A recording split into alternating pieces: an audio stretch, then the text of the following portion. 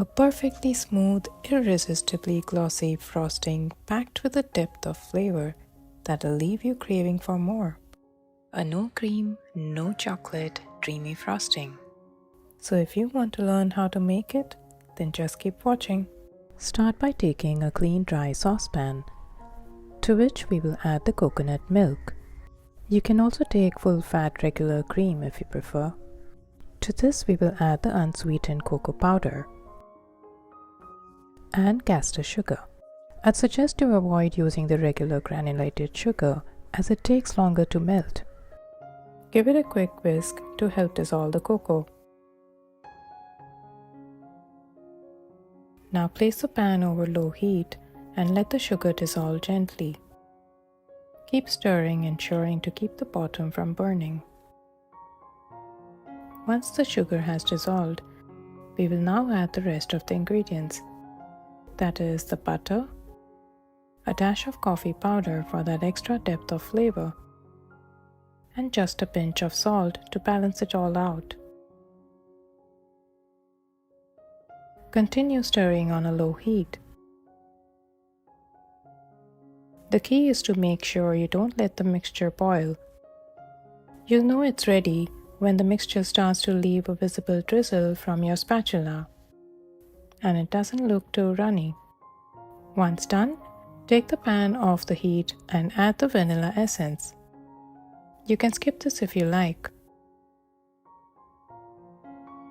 Look at that silky smooth texture. Simply stunning. Once it has cooled slightly, we will pour the mixture into a clean, dry bowl.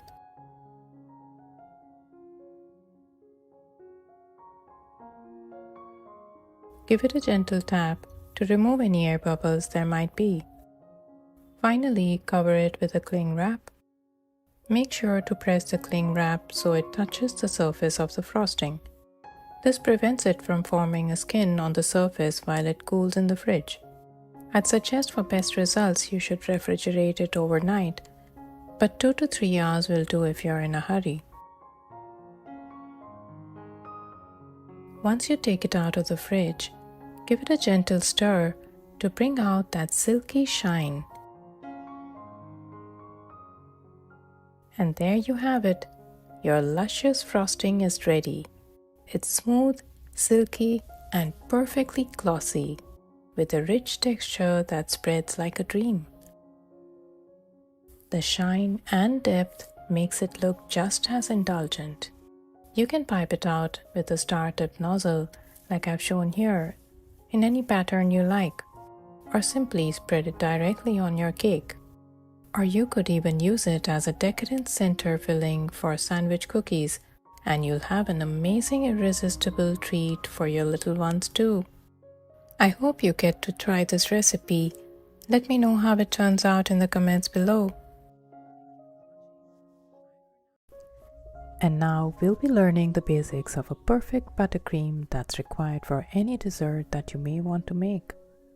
This beautiful frosting is the most popular and just as easy to make, but there are a few tips I'd like to share. So let's get started.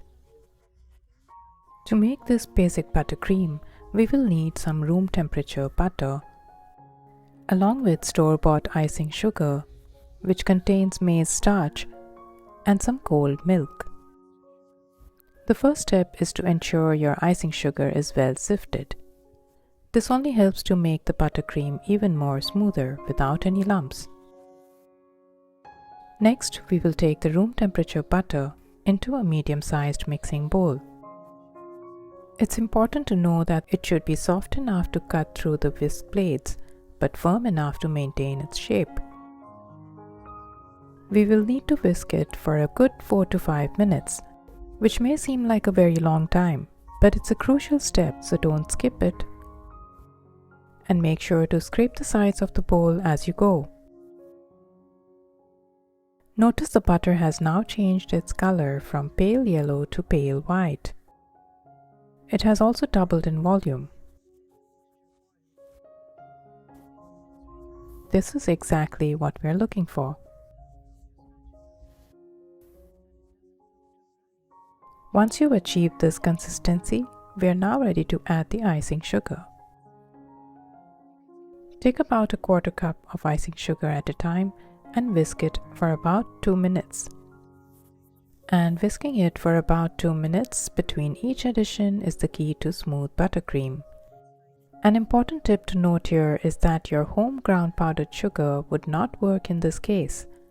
The icing sugar should be store-bought, which contains maize starch, as it helps to stabilize the cream.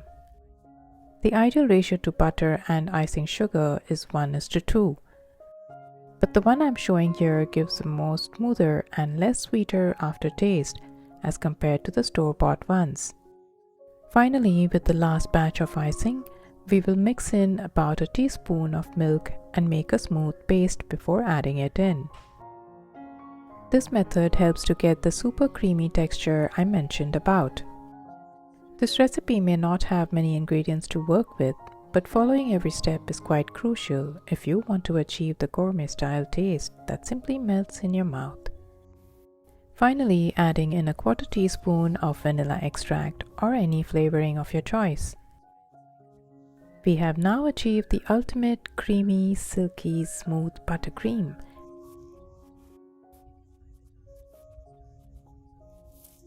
Notice how I'm rubbing the spatula over it.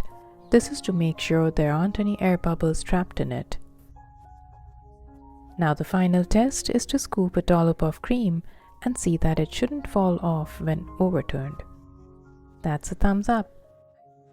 So we can go ahead and start filling the piping bag now. It's always best to work with a small batch at a time. I have taken a separate bag for the buttercream and another for the nozzle. This way we can change the nozzle tip as per the decoration that you'd want to do. And it's even easier to store the cream without having to empty it into another container. I'm using a small nozzle tip here for these delicious butter cookies to make them even more decadent. The recipe for these cookies can be found in the link on your screen. The buttercream can be stored in the freezer for up to 2 months, which can be handy for any time you need. All you have to do is thaw it in the fridge overnight and use it the next day. Here I'm using a 2D tip. If you're interested, the details of this along with the other products are given in the description box below.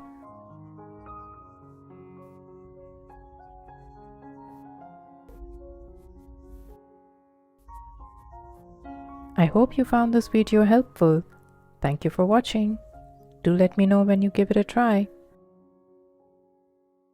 I'll see you in my next video. Bye for now.